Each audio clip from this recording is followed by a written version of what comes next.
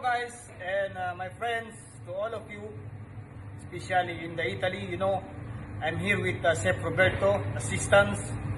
Now We are ready for the chicken.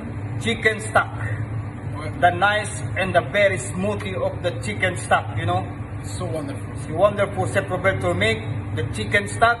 Is nobody comment, just see and say perfect. That's it.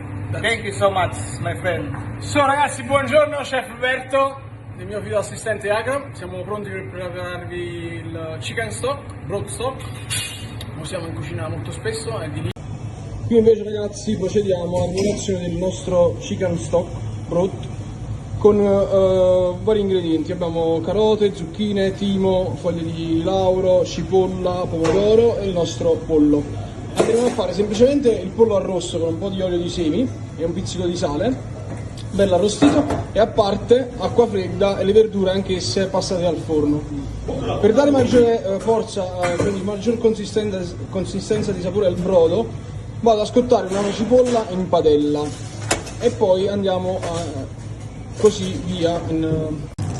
La terza fase del brodo di pollo, andiamo a dare una scottata violenta alla cipolla, le varie cipolle tagliate a metà, in questo modo, e poi andiamo nella quarta fase, che andremo a portare a bollore tutti gli ingredienti. Vedete?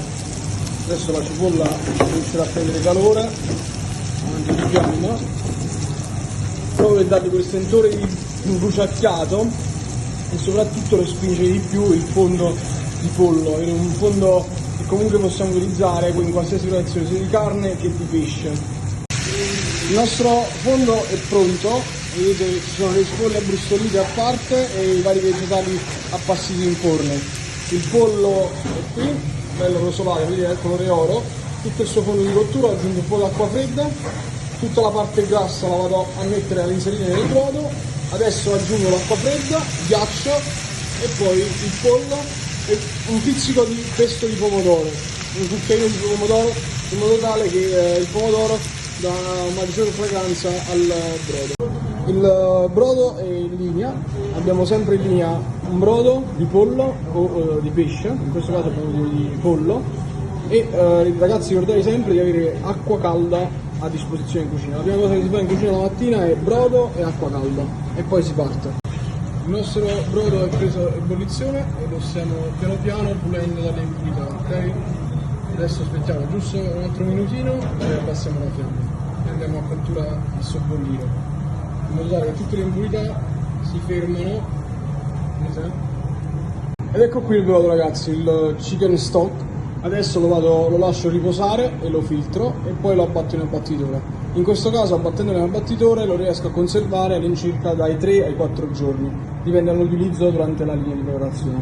Quindi la uso come base per risotti, per minestre, per zuppe, per allungare qualche salsa, per dare maggiore spinta ai sapori.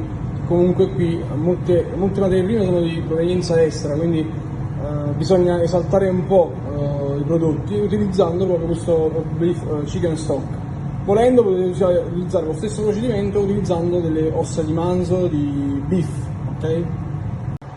Con il pollo all'interno non va buttato, il pollo va raffreddato e può essere utilizzato per qualsiasi preparazione. Potete preparare delle crocchette, potete preparare dei ravioli, un impasto per dei ravioli con il pollo, con una farcia ai funghi, pollo, pancetta croccante. Potete farci un pasticcio di pollo, una quiche Florin con pollo e piselli, o un'insalata di pollo. Comunque io cerco di tenerlo sempre almeno 2 o 3 pezzi, in modo tale da tenerlo sempre pronto in qualsiasi caso, se ho bisogno di fare un buffet, se ho bisogno di un'insalata espressa. Quindi adesso lo estraggo, lo tolgo dal brodo, lo raffreddo a parte e poi successivamente vi farò vedere come poterlo utilizzare.